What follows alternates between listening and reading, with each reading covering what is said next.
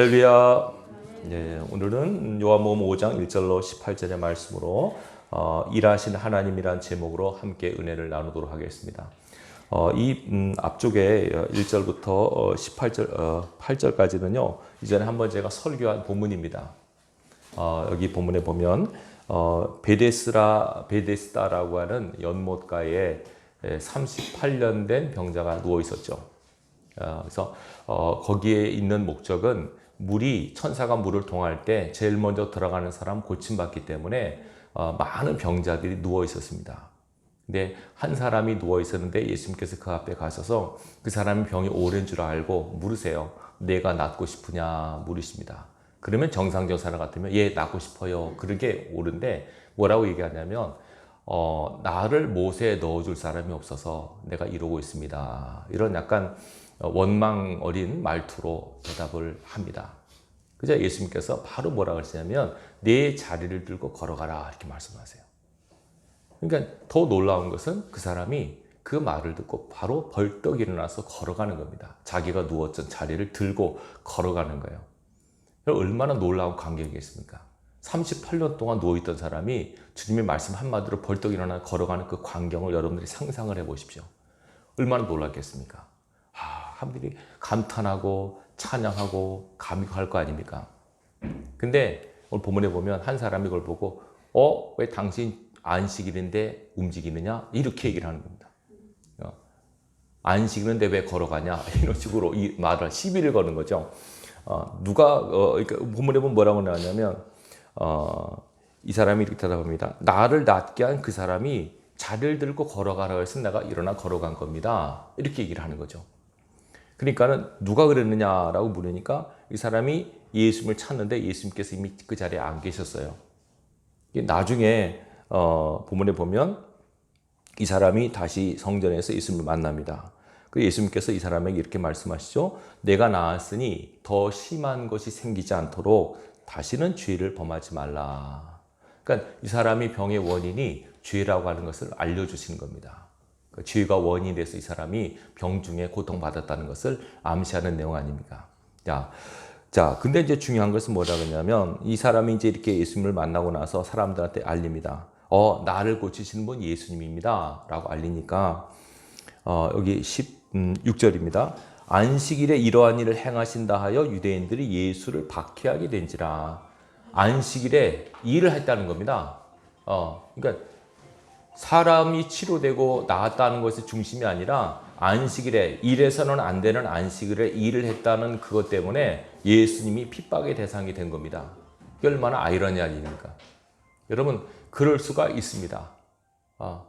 우리가 신앙인이라고 하지만 잘못하면 교회만 왔다 갔다 하고요. 하나님 앞에 여러분의 스스로 영적 상태가 개발되거나 온전해지지 않으면 믿음이 바로 세워지지 않으면 그냥 종교인으로 남기 쉬워요. 그런 분 되지 마시기 바랍니다. 신앙인이 되셔야 됩니다. 교회만 왔다 갔다 하는 그런 사람이 아니고요. 하나님을 인격적으로 만나셔야 됩니다. 성령님을 통해서 예수 그리스도를 인격적으로 만나셔야만 하나님의 뜻이 무엇인지 바르게 분별하고 하나님의 뜻대로 살아갈 수 있는 지혜와 능력을 얻게 됩니다. 여러분들이 예배를 드리는 목적이 뭡니까? 하나님과 만남 아니겠습니까? 예배를 통해서 하나님께서는 당신의 백성과 만나기를 원하십니다. 우리가 찬양을 드리고 기도를 드리고 또 헌금을 드리고 우리 모든 것을 드립니다. 받으시는 하나님께서는 말씀으로 우리에게 다가오십니다. 그래서 여러분 마음속에 필요한 음성을 들려주시기도 하시고 삶의 지혜를 공급하기도 하십니다. 어쨌건 하나님은 당신의 백성 이 땅에서 하나님 안에서 잘 살고 승리의 삶을 사셔서 마지막 날 천국 문에 다 이르기를 원하십니다. 여러분의 신앙길, 인생길을 잘 걸어가시기 바랍니다.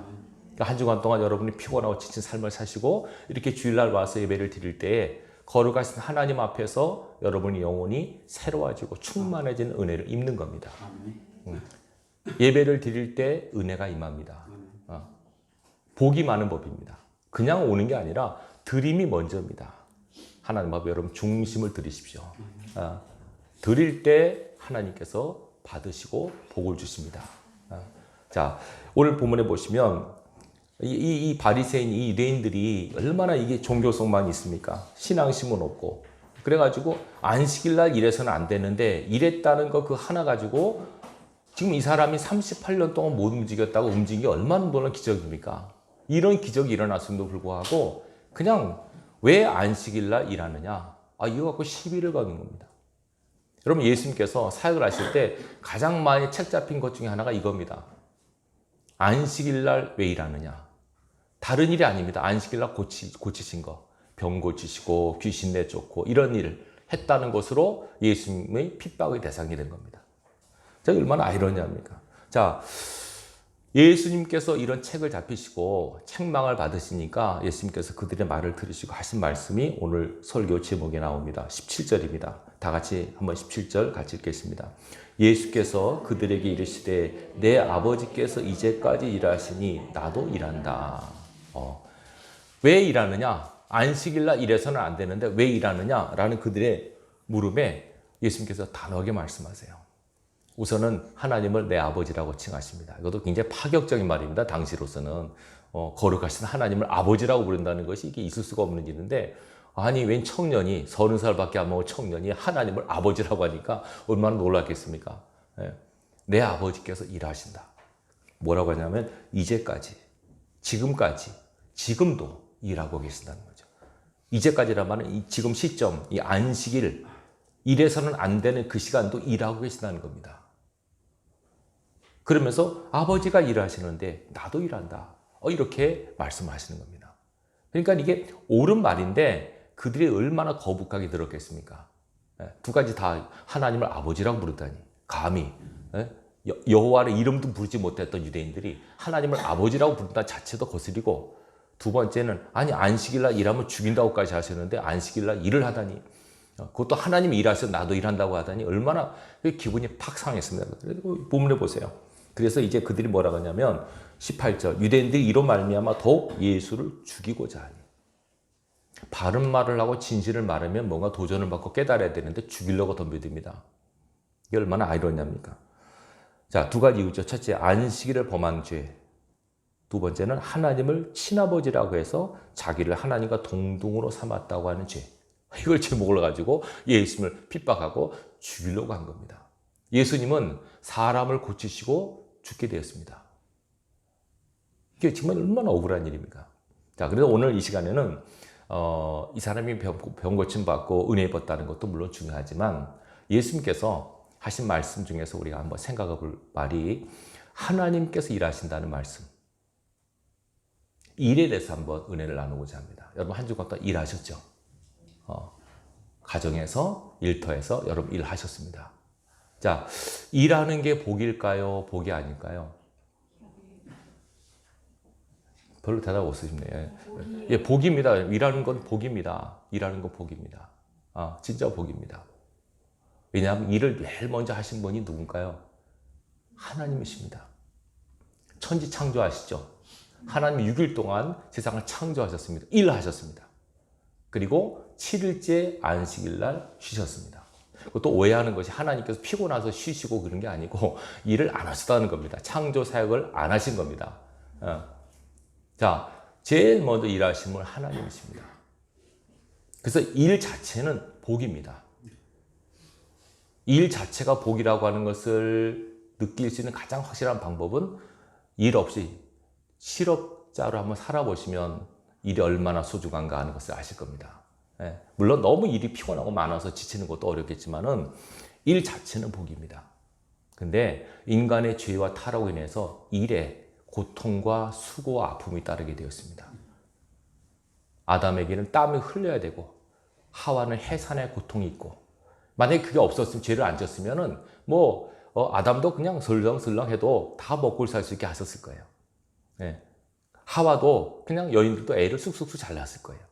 근데 이 죄로 인해서 인간의 삶 속에, 인간의 일 속에 고통과 수고와 아픔과 눈물이 들어가게 되어 있습니다. 그렇지만 일 자체가 복인 것만은 확실합니다. 살아있는 모든 것들은 움직입니다. 그리고 목적을 갖고 움직일 때 일이라고 하죠. 목적을 갖고 움직일 때. 자, 하나님은 일하신 하나님이다 라고 하는 것을 분명히 주님 말씀하셨습니다. 그러면 하나님께서 어떤 일을 하실까? 자, 우리가 제일 먼저 생각할 것이 아까 말씀드렸지만 하나님이 하신 가장 위대한 일, 바로 창조 사역입니다. 동의하시죠? 창조 사역. 모든 것들을 다 만드신 그 일을 하나님이 하셨습니다. 얼마나 위대하고 놀라운 사역인가 하는 것을 여러분들이 늘 생각하며 사시기 바랍니다. 적어도 우리가 섬기는 하나님 아버지는 우리가 살던 모든 이 세계, 이 모든 세계를 친히 만드신 분입니다. 무에서 유로, 말씀으로 창조하셨다고 분명히 기록되어 있습니다. 어떤 사람 보면 이게 무슨 황당한 얘기를 할 것 같지만은 믿음으로 보면 당연한 겁니다. 믿음으로 보면. 그래서 여러분 이런 말을 합니다. 어떤 사람이 하나님을 믿을 때 창세기 1장 1절을 못 받아들이면 하나님 믿기 어렵다고. 창세기 1장 1절이 무엇인지 기억하십니까? 태초에 하나님이 천지를 창조하시니라. 이 1장 1절입니다. 이 1장 1절이 소화가 안 되면 이게 갸웃갸웃하고 이게 정말 가능할까? 이러면은 신앙하기 어렵습니다. 근데 이 말씀이 맞아. 하나님은 모든 것을 창조하신 분이야 라고 여러분들이 믿음으로 받아들여 주시면 여러분들이 이제 하나님의 자녀로서 새로운 삶을 살게 될 수 있는 겁니다. 우리가 섬기는 하나님은 창조주십니다. 우리는 피조물이고요. 그렇죠? 이전에 제가 말씀드렸지만 하나님이 창조하신 모든 것들은 아름답고요. 그리고 변하지 않고요. 그리고 늘 뭡니까? 새롭습니다. 하나님께서 창조하신 모든 것들은 다시 말하면 타락하지 않아요. 근데 사람이 만든 것들은요 타락을 해요. 변질이 돼버려요. 하나님께서 만드신 모든 것들은요 그냥 때가 되면 사그러지고 죽고 또 새로 나고 죽고 새로 나고 그렇습니다. 변질이나 퇴색이 안 돼요. 근데 인간이 만든 모든 것들은 아무리 화려한 건물 것도 다 오랜 시간이 지나면 변질이 되고 퇴색이 되고 낡고 쓰러집니다. 자, 제일 먼저 우리가 섬기는 하나님이 창조주시고 이 창조의 일이 가장 위대한 하나님의 사역이라고 하는 것을 믿음으로 받아들이시기 바랍니다. 창조 사역. 이거 한번 찾아보겠습니다. 여러분들이 이거 당연한 말이지만 시편 103편을 찾아보십시다. 104편입니다. 시편 104편 보십시오. 시편이 참 은혜로운 성경인데요. 쭉 보시면 여러분들이 굉장히 하나님의 음성을 듣기가 용이합니다. 특별히 104편을 보시면 하나님이 어떻게 창조하시고 이끄시는가를 자세히 묘사하고 있습니다.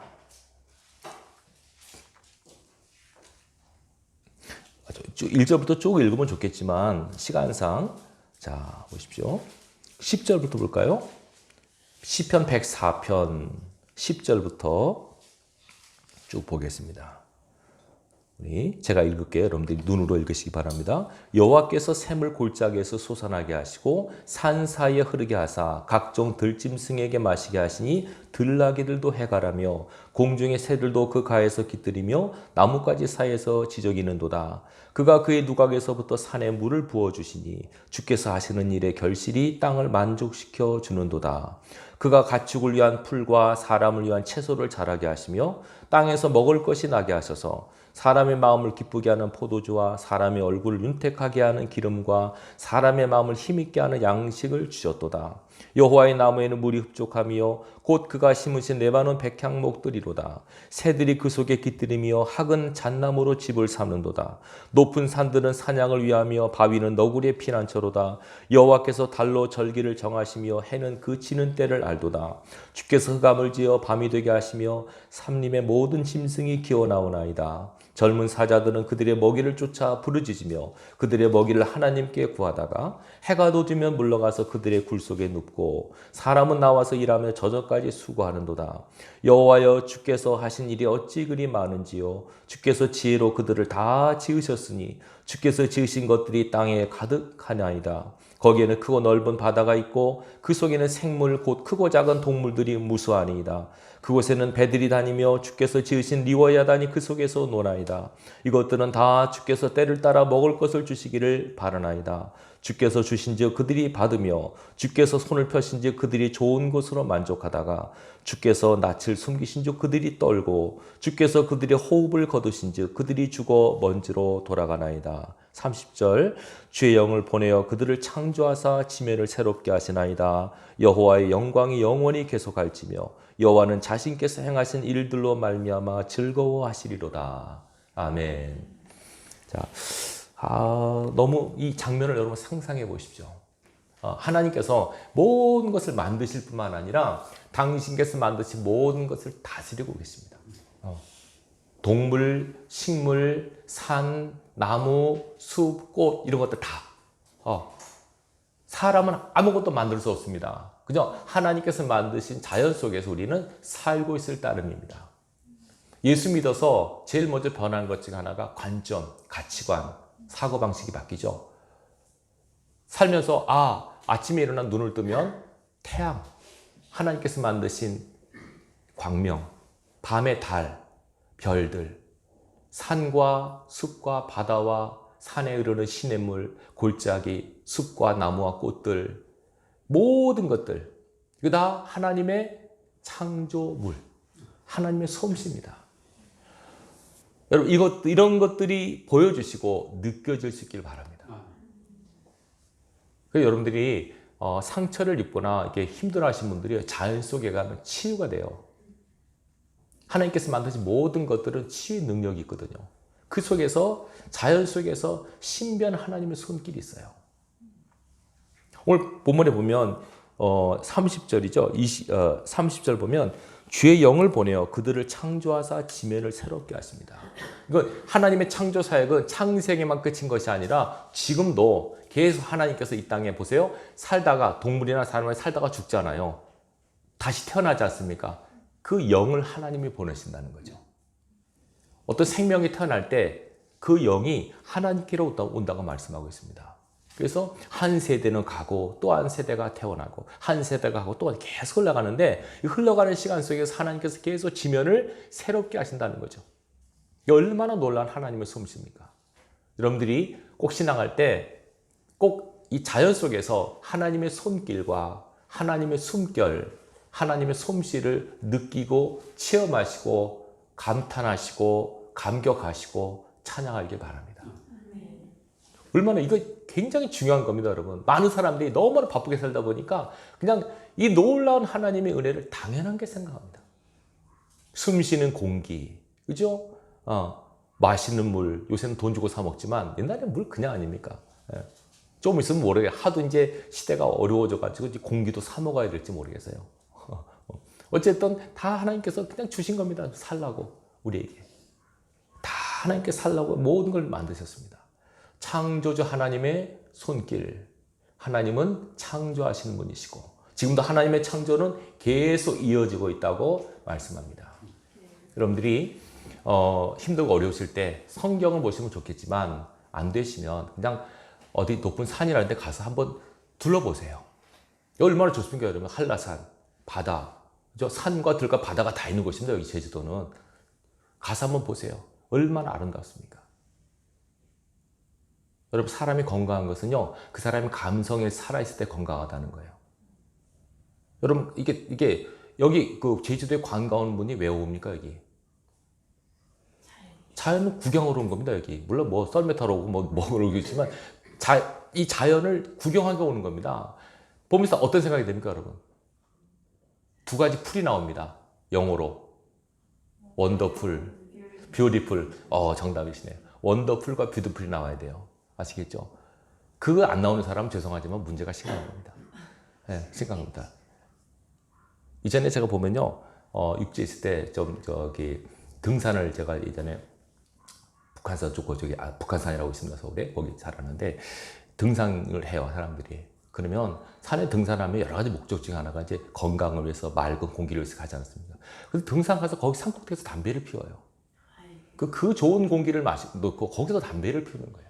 얼마나 안타까워요. 그리고 거기서 그 아름다운 자연을 가져 거기서 거기서 무슨 뭡니까 이건 뭡니까 이게 동양화 그리고 막 이런 거 있잖아요. 이러고 가고 있고 술 먹고 놀고 그러는 거예요. 자연 속에서 한번 숨을 크게 들이쉬고 하나님 여기 하나님께서 만드신 곳입니다. 내가 여기 있습니다. 저는 하나님의 최고의 작품인 거 하나님 아시죠? 제가 여기 와 있습니다. 감사합니다. 하고 하나님과 한번 영적으로 교통을 해보세요. 하나님께서 얼마나 기뻐하실까? 여러분 주부들이 음식을 만들어내잖아요. 그러면 딱 먹고 뭐라고 해야지 주부가 좋아할까요? 맛있다 그래야죠. 뭐 아무 생각 없이 그냥 먹으면은 만든 사람이 좀 그렇지 않습니까? 거기다 또 어떤 사람은 또 아이고 이걸 반찬이라고 이러면 또 더 열받잖아요. 예? 하나님께서 만드신 거 이렇게 이걸 성경에 보면요, 하나님께서 이렇게 나와요. 창세기에 보면 매일 만드신 다음에 꼭 이런 말이 나와요. 보시기에 좋았더란 말이 다 나와요. 보시기에 좋았더라. 하나님께서 보시기에 좋았는데 우리가 보기에 안 좋으면 안 되죠. 그죠? 얼마나 아름다웠습니까, 이 자연이. 그래서 그걸 통해서 하나님의 손길을 여러분 느끼셔야 돼요. 이거 자연계시라고 그래, 신학적으로. 일반계시, 자연계시. 하나님은 이 자연 속에 당신의 손길을 집어넣으셨어요. 이걸 보셔야 돼요. 느끼셔야 돼요. 우연히 저절로 아닙니다. 성경은 그렇게 말하지 않습니다. 다 하나님의 뜻과 섭리와 목적과 계획이 있어서 만드셨다고 말합니다. 엄밀히 말하면 우리로 살게 하기 위한 이걸 배경 깔아놓으신 거예요. 다 만드신 다음에 인간들 딱 살아라 그러신 거예요. 여기 사셔야 돼요, 여러분. 아시겠죠? 자연 속에서 사셔야 돼요. 원시인처럼 숲속에 들어가서 치유가 됩니다, 여러분. 여러분 TV에 보면 이렇게 무슨 산에 들어가서 하는 프로그램 있죠. 이름이 기억 안 나는데 자연, 네? 나는 자연인, 그죠? 그분들이 산에 들어가는 이유가 있어요. 근데 많은 경우에 보니까 대부분 아파서 병 때문에 간 분들이 많더라고요. 암 걸려서 뭐 그래가지고 치유를 위해서 간 분들이 많아요. 네. 거기 살면서 다 기뻐해, 좋아해요. 처음에 힘들었는데 그렇게 좋다는 거예요. 네. 그럼 그거 보면서 대리마저 가지 않습니까? 이 각박한 도시 생활에 찌든 사람들이 그걸 보면서 치유가 되는 거죠. 야, 얼마나 좋을까? 산 속에서 그냥 함께 더불어 사는 게 얼마나 행복할까? 여러분, 크리스찬은 늘 하나님을 인식하고 살아가는 삶의 훈련이 되셔야 돼요. 뭐 기도해야만, 말씀을 드려야만 하나님의 임재가 오고 그게 아니고요. 그냥 잘 일상 속에서 하나님의 손길을 보셔야 돼요. 그러면 보세요. 하나님께서 만드신 피조물 중에 최고의 작품이 뭔지 아세요? 누굴까요? 네, 인간입니다. 사람입니다. 사람. 그러면 하나님께서 만들 최고의 작품인 나를 보고 그럼 어떠셔야 되겠습니까? 하나님 왜 나 이렇게 만드셨습니까? 내 코가 이 모양이고 키도 이밖에 안 되고 살이 이렇게 찌고 그렇게 하시면 안 됩니다. 여러분, 창세기부터 세상 끝까지 나는 딱 하나입니다. 어떤 물건의 가치는 희귀성이 있지 않습니까? 그렇죠? 나는 하나밖에 없어요. 가장 귀하고 소중한 존재예요. 하나님이 우리를 얼마나 이뻐하신지 아세요, 여러분? 그걸 우리가 모르는 거예요. 그러니까 우리는 그냥 내 삶이 힘들어 어렵다, 내 뜻대로 되지 않는다, 그 사실 하나님 때문에 툴툴거리 원망하지만 하나님께 그러지 않으세요. 야, 너 너무 이쁜 사람이야. 너무 귀해. 너무 아름다워. 너무 복된 사람이야. 계속 우리에게 말씀하시는데 우리가 그걸 영적으로 우리가 무뎌져 있어가지고 하나님의 그 손길, 하나님 마음을 잊지를 못하는 거예요. 이걸 우리가 깊이 생각하셔야 돼요. 여러분 자신을 굉장히 소중히 여기시기 바랍니다. 자신을 학대하는 것은 진짜 무서운 사람입니다, 여러분. 절대 여러분 스스로 학대하지 마십시오. 여러분 이제는 보면 그 조폭이도 있잖아요. 조폭이 언제 무섭냐면 칼 갖고 자기 몸을 긋는 사람이죠. 얼마나 무섭습니까? 자기 몸도 함부로 하는데 남의 몸은 어떡하겠습니까? 여러분 스스로를 사랑하셔야 돼요. 그리고 또 하나, 나뿐만 아니라 모든 인간들 하나님의 작품들이에요. 최고의 피조물들이에요. 그거 보면서 어떻게 해야 됩니까? 아, 저 사람은 뭐라 하셔야 돼요? 뭐라 해야지 하나님 기뻐하실까요? 야, 정말 귀하네. 정말 아름답네. 정말 멋있네. 그렇게라도 죄송하지만 억지로라도 말씀하세요. 그럼 하나님이 기뻐하세요. 아시겠습니까? 무슨 말씀인지? 왜 하나님의 작품인데요. 그걸 만드신 하나님 얼마나 기뻐하실까요? 여러분이 신앙 영적 눈이 새롭게 뜨셔야 돼요. 모든 사람을 사랑하는 이유가 있는 거예요. 나는 밉고 싫지만 하나님은 그렇게 안 보세요. 다 사랑하시고 다 귀하게 여기시는 피조물들이 여러분이 다 특별히 하나님을 안다는 자체가 얼마나 하나님께서 귀하게 여기실까요? 당신을 알아보니까. 성경에는 하나님을 모르는 사람까지도 하나님 사랑하세요. 근데 우리는 하나님을 알아보잖아요. 우리 주인을 알아보잖아요. 그러면 하나님 얼마나 기뻐하신다는 걸 여러분들이 잊어서는 안 됩니다. 자, 하나님의 최고의 작품, 인간, 최고의 피조물, 너무나 소중하고 아름답다고 하는 것을 기억하시기 바랍니다. 여러분 거울을 보시고 하나님 앞에 스스로 감탄하십시오. 감사하십시오. 야, 멋있네, 잘생겼네, 귀하네. 그렇게 하실 때 하나님이 기뻐하세요. 아시겠죠? 그렇게 하셔야 됩니다. 자, 최고의 사역이 창조 사역이고요. 그 다음에 또 하나 생각할 것이요. 제가 성경 읽는 가운데 마음에 닿아서 찾은 구절인데요. 시편 121편을 보십시오. 시편 121편인데요. 1절부터 쭉 보시겠습니다. 시편 121편. 우리를 창조하신 하나님이 창조하시고 나서 그냥 내버려 두신 것이 아니고요. 가꾸시고 이끄시고 다스리시는데 특별히 보십시오. 시편 121편 897페이지입니다. 1절부터 8절까지 보십시오. 같이 읽겠습니다. 이거는요. 시작. 내가 산을 향하여 눈을 들리라. 나의 도움이 어디서 올까? 나의 도움은 천지를 지신 여호와에게서로다. 여호와께서 너를 실족하지 아니하게 하시며 너를 지키시는 이가 졸지 아니하시리로다. 이스라엘을 지키시는 이는 졸지도 아니하시고 주무시지도 아니하시리로다. 여호와는 너를 지키시는 이시라. 여호와께서 내 오른쪽에서 내 그늘이 되시나니 낮에 해가 너를 상하게 하지 아니하며 밤에 달도 너를 해치지 아니하리로다. 여호와께서 너를 지켜 모든 환난을 면케 하시며 또 내 영혼을 지키시리로다. 여호와께서 너희 출입을 지금부터 영원까지 지키시리로다. 아멘. 자, 지키시는 하나님을 생각하시기 바랍니다. 이거는 지킨다는 말은 케어한다는 거죠. 돌보신다는 겁니다. 당신의 만든 것들을 돌보세요. 하나님께서는. 그렇죠? 모든 세상을 하나님 다 아직 돌보고 계세요. 그렇죠? 아까 여기 시편 104편에 말씀하고 있죠. 동물들에게 먹이를 주시고, 그렇죠? 이게 풀과 나무에게 물을 주시고, 비 내리는 건 물 주신다고 생각하십시오. 아시겠죠? 햇빛도 주시고, 바람도 주시고, 특별히 하나님의 사람들을 하나님께서 지키신다고 분명히 말씀하고 있어요. 여러분들이 알건 모르시건 인지하고 못하건 간에 하나님은 당신의 백성을 지키십니다. 여호와는 너를 지키시는 자라. 하나님께서 나를 지키신다고 분명히 말씀하고 있습니다. 이거를 여러분들이 믿음으로 받으셔야 됩니다. 나를 지키시는 하나님, 나를 돌보시는 하나님, 분명히 말씀하고 있지 않습니까? 너를 실족하지 않게 하신다. 너의 걸음을 지키신다. 재미있는 말은 우리를 지키신 하나님은 졸지도 주무시지도 아니한다는 거죠. 이건 우리가 잘 때 하나님께서는 지키고 계신다는 거. 천사로 지키고 계십니다. 여러분, 수호천사가 있다는 거 아시죠? 각 사람에게 히브리서의 말씀입니다. 천사는 부리는 용으로 하나님 후사를 섬기라고 보내셨습니다. 천사가 여러분을 지킵니다. 여러분들이 고백하시고, 아, 하나님 나를 지키시는구나. 오른쪽에서 나를 지키시는구나. 낮에 해도 밤에 달도 상하지 않게 우리를 지키고 계시는구나 라고 하는 것을 믿음으로 받으셔야 됩니다. 하나님은 하나님의 사람들을 지키고 계신다는 것을 기억하십시오. 하나님은 나를 지키시는 자.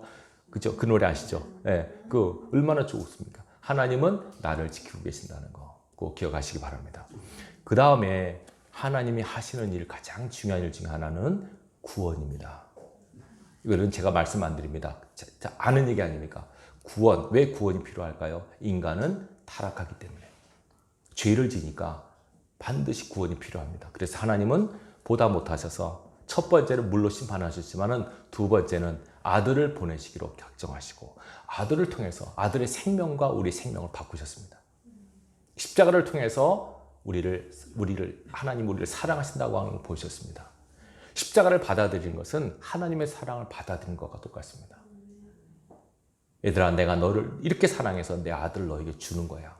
내 아들 생명과 너의 생명을 바꾼 거야. 이걸 여러분들이 간과하지 마시기 바랍니다. 이 구원의 사역은 계속되고 있습니다. 그리고 제일 마지막에 하실 일, 아직은 안 하시고 마지막 하실 일이 뭘까요? 심판입니다. 심판이 남았습니다. 이건 다 약속하겠습니다. 반드시 내가 심판할 거다. 심판이라고 하는 것은 정죄의 개념이라기보다는 하나님을 잘 섬긴 사람에게는 상급을 받는 시간입니다. 반대로 하나님을 안 믿고 자기 멋대로 산 사람에게는 벌이 오는 시간이에요. 여러분 인생의 성적표를 하나님 앞에 제출하실 때 보시는 하나님께서 합격, 잘 살았어 라는 평가가 내려질 수 있기를 바랍니다. 그 평가 내리셔야 됩니다. 불합격하면 어떡합니까? 세상에서는 재수, 삼수가 있지만 인생엔 재수, 삼수가 없습니다. 한 번이 끝입니다. 그래서 잘 살아야 됩니다. 뒤집지 말고 하나님 말씀대로 하나님을 사랑하며 사람을 사랑하며 말씀에 순종하며 잘 사셔야 됩니다. 이 심판주 되신 하나님. 자, 그러면 우리가 할 일이 뭐냐? 다른 겁니다. 그러면 하나님이 이렇게 일하신다고는 우리가 인식하면서 우리도 일해야겠구나. 보통 우리는 두 가지 일을 하죠. 내 일이 있고 하나님의 일이 있습니다. 그죠? 내가 돈 벌 거 하면 내 일입니다. 근데 하나님께서는 내 일만 위해서 하는 게 아니라 하나님을 위해서 일하기를 원하십니다. 그래서 우리 안에 성령을 통해서 하나님의 일을 하게 하셨습니다. 그래서 여러분 하나님은요 사람을 통해 일하시거든요. 그래서 우리가 하나님의 손에 붙들려서 하나님의 일하는 사람으로 쓰임받기를 원하세요. 하나님 손에 붙들려서 하나님의 도구로, 의의 도구로 하나님께서 여러분을 쓰기를 원하세요. 그러기 위해서 우리를 훈련하시는 거예요. 성령을 통해서 우리 인격을 다듬어 가시는 거예요. 환난과 연단을 통해서 우리 부족함을 메꿔 가시고 그리스도 형상으로 만드시면서 이 땅에서 하나님의 거룩한 일을 하게 하시는 거예요. 아까 말씀드렸죠. 하나님이 하신 가장 큰 일 창조, 그 다음에 구원, 그리고 심판 이게 나눠지거든요. 근데 창조는 우리가 못하잖아요. 우리가 할 수 있는 거는 구원 사역이에요. 내가 구원하는 게 아니라 구원을 시키는 일을 여러분들이 하셔야 돼요. 구원 사역 굉장히 중요한 사역입니다. 복음을 전하는 거, 위하여 기도해 주는 거, 구원 사역입니다. 그리고 마지막 심판 때를 대비하며 살아가는 겁니다. 사람들에게 알리는 겁니다. 여러분 앞으로 심판이 있습니다. 한 번 죽는 것은 사람에게 정한 것이지만 그 후엔 심판이 있다고 말씀하십니다. 심판대 앞에 설 것임을 아시고 사시기 바랍니다. 오늘이라는 시간 소중하게 여기시고 심판하신 하나님을 두려워하면서 살아가시기 바랍니다. 예수님께서 말씀하셨습니다. 그 하나님을 두려워하라고요. 그렇다고 너무 떨 건 없습니다. 그냥 경외하는 거. 존중하고 그분을 사랑하고 그분의 뜻에 따라 순종하고 하는 것이 우리의 본분입니다. 일하신 하나님, 그 하나님의 자녀답게 여러분들 열심히 일하십시오. 여러분 자신을 위해서 돈 벌게 사는 일도 물론 소중합니다. 그러나 하나님이 원하시는 일을 하십시오. 예배도 일입니다. 이것도 예배도 일이고요. 찬양, 기도 다 일입니다. 근데 재미있는 것은 일하시면 하나님께서 반드시 일에 대한 보상을 주세요. 정말입니다, 여러분. 하나님을 위한 일, 기도에 대한 상급이 있습니다. 사람을 돕는 일, 구제도 상급이 있습니다. 자기 자신을 세우기 위한 일, 금식, 그것도 상급이 있습니다. 모든 하나님의 일은 다 상급이 따라요. 그래서 일한 대로 행한 대로 갚으신다고 하는 거예요. 여러분 자신을 위한 일도 물론 열심히 하십시오. 그러나 하나님을 위한 일이 무엇일까? 하나님, 내가 무엇을 해야만 하나님이 기뻐하시겠습니까? 거룩한 고민을 하시고 나를 부르신 목적이 뭡니까, 하나님? 모든 일에는 여러분 귀천이 없어요. 다 소중한 일이에요. 여러분들 하시는. 나는 천한 일, 저 사람은 귀한 일, 그게 없어요. 아무리 허드렛 일 같지만 다 소중히 여기세요. 그 일 속에서, 그 삶의 현장에서 하나님을 사랑하고 하나님을 예배하는 삶을 사셔야 돼요. 그리고 죄짓지 마시고요. 항상 말씀대로 순종하시고 하나님께 감사하시고 하나님을 기뻐하시고 그리고 여러분 속에 안에 성령님과 동행하시기 바랍니다. 우리 안에 성령을 주신 이유는 성령과 동행해서 이 땅에서 원하시는 하나님의 뜻을 이루라고 주기도문에 말씀하고 있지 않습니까? 아버지의 뜻이 하늘에서 이룬 것처럼 땅에서도 이루어지이다. 우리가 그 하나님 뜻을 이루는 삶을 살기를 원하십니다. 이번 한 주간도 하나님과 더불어 동행의 삶을 살아가십시오. 임마누엘 주신 예수님께서 영으로 우리 안에 계십니다. 성령님과 함께 사십시오. 힘들고 어려울 때 그분에게 도움을 요청하십시오. 우리에게 감동하실 때 그분의 감동에 순종하십시오. 그리고 기억하십시오. 하나님은 우리를 지키신다고요. 낮에 해도 밤에 달도 상치 않게 우리를 지켜주십니다. 그 하나님과 이 한 주간도 삶을 사시고요. 힘들고 어려울 때 뭐 하라고 그랬습니까? 기도하십시오. 하나님 도와주세요. 기도를 어렵게 생각하지 마세요. 우리가 기도는 영적 호흡이라고요. 여러분 숨 쉬는 거 부담스러운 분 계십니까? 기도가 어려워서 못하겠어요. 숨이 어려워서 못 쉬겠다는 분 없어요. 기도는 쉬운 거예요. 하나님 도와주세요. 하나님 사랑합니다. 하나님 감사합니다. 그게 기도예요. 그게 하나님과 더불어 간단해요. 늘 마음속에 주님을 인식하며 살아가는 삶이 되면 하나님 너무너무 기뻐하세요. 여러분도 여러분의 존재감이 인식될 때 기뻐하듯이 하나님도 우리 삶 속에서 당신의 존재감이 인식될 때 기뻐하십니다. 아, 얘가 나를 인정하는구나. 얘가 나를 시인하는구나. 얘가 나를 생각하고 있구나. 하나님께서는 우리 삶 속에 당신의 자리가 세워지기를 원하세요. 제일 먼저 영적으로 이 최우선 자리에 딱 하나님이 세워지고 여러분 삶을 사시다 보면 분명 말씀합니다. 하나님의 나라와 의를 구하면 나머지 모든 것들은 너에게 더하신다고. 성경의 약속입니다. 일하신 하나님, 그분의 자녀다. 열심히 여러분 삶 속에서 하나님이 기뻐하는 일을 하심으로 하나님께 기쁨을 드리고 영광을 드리는 저 여러분 되기를 주님의 이름으로 축원합니다. 기도하겠습니다. 하나님 아버지 감사합니다. 오늘 이 말씀을 통해서 함께 은혜를 나눴습니다. 창조주 하나님, 그 하나님께서 오늘도 창조 사역을 이어가고 계시고 당신의 모든 피조물들을 돌보고 지키고 계심을 인하여 감사합니다. 특별히 하나님의 거룩한 백성들을 지키신 아버지요, 사랑하는 백성들을 지키시고 축복하여 주옵소서. 저들이 힘들고 어려울 때 도와주시고 낙심과 좌절과 전망 가운데 있을 때 소망을 주시고 위로하시며 아버지 아플 때 치료하여 주시기를 소망합니다. 아버지께서 이번 한 주간도 저희를 지켜주시고 우리 삶 속에서 역사하신 성령님, 우리 속에서 우리를 감동하시고 깨달음을 주셔서 모두 하나님의 뜻대로 살 수 있도록 은혜를 더하여 주옵소서. 이 시간 저희들의 기도와 간구를 들으심에 감사를 드립니다. 이번 한 주간도 삶의 현장에서 주님과 동행함으로 하나님을 영원롭게 하는 하나님의 권속들이 되게 하여 주옵소서.